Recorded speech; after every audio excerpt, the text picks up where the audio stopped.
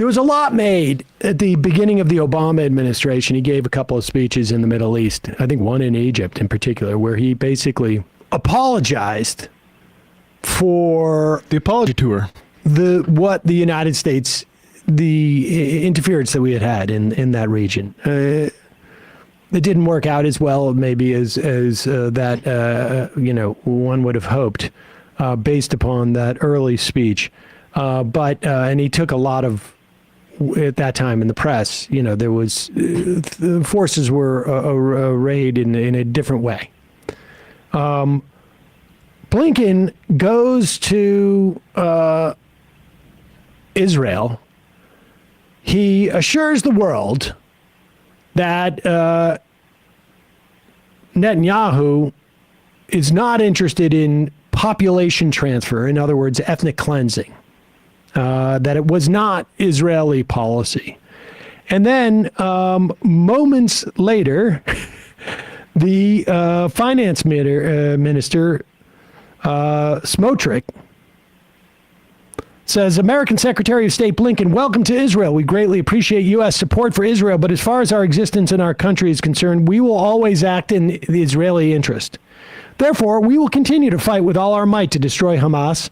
We will not transfer a single shekel to the Palestinian Authority that will go to the families of the Nazis in Gaza. This is incidentally their money.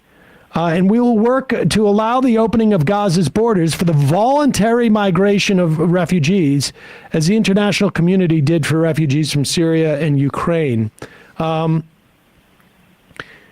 Let's be clear, in Ukraine and in Syria, for that matter, if they want to return, they can return because there's a government. But the Palestinians have no passport, because they've been living in sort of some type of netherworld. And so that, I don't know, I guess you could say, like, if a tornado hits my house and there's nothing left and I leave, am I voluntarily leaving that house? If my house is blown up by armed fighters, am I voluntarily leaving that house? If people are firing at me and my kids in that house, am I voluntarily leaving that house? I mean, I might want to leave it to protect my kids, but I don't know if I'd call that voluntarily leaving. Meanwhile, here's Anthony Blinken in Jerusalem at the U.S. Embassy, which frankly should not be in Jerusalem. That was Donald Trump, saying that the case that South Africa is bringing to the International Court of Justice to essentially enjoin Israel from continuing its assault on Gaza, because it is at least a prima facie case of genocide. That there is a probability it's happening. That's all. That's the threshold. Blinken considers that a distraction. Here he is. We believe the submission against Israel to the International Court of Justice distracts the world from all of these important efforts. And moreover, the charge of genocide is meritless. It's particularly galling, given that those who are attacking Israel, Hamas, Hezbollah, the Houthis, as well as their supporter Iran, continue to openly call for the annihilation of Israel and the mass murder of Jews.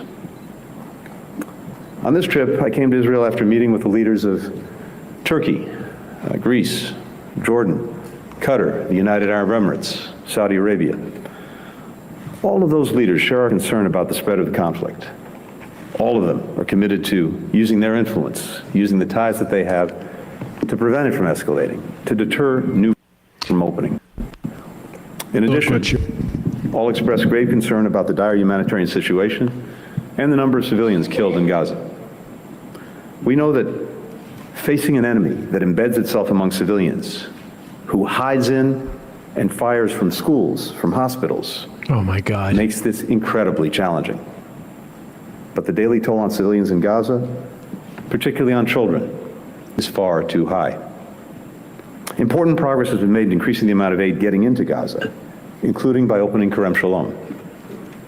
Nonetheless, 90% of Gaza's population continues to face acute food insecurity, according to the United Nations. Yeah. Why is 90% of these 2.3 million people, why are they facing dire food insecurity? I wonder if we can draw a line between 90% of a population facing dire food insecurity that has happened suddenly, and a charge that the people responsible for that dire food insecurity might be attempting a genocide. Like, is that really that baseless? Is this really a distraction? A distraction from what? All the important diplomacy he's doing with Saudi Arabia. It is. What I find fascinating at this point is just like, who is this for? Yeah. Who do they think they're kidding? Maybe there's a significant segment of the U.S. population that sees, Blinken there, a word or two, and that's it. And at least it's being addressed, and now I can ignore this. But I mean, it really is psychopathic. And if we want to, and honestly, the talk that he is, the idea that this is like, sort of orchestrated by Iran. Yeah. There is not a single expert that I have seen that has written about this that does not state that Hezbollah is attempting to be as restrained as they can be, considering the domestic, in their instance, pressures to address the fact that there is an ongoing slaughter of Palestinians in Gaza. And Israel is consistently trying to provoke and go beyond. Look, they trade missiles all the time. That happens. We never hear about it in the United States because it happens. It is part of the course. They shoot a rocket. Israel shoots a rocket. Vice versa. It goes back and forth. It's a way of basically them, waving to each other across like a stone fence. Israel is escalating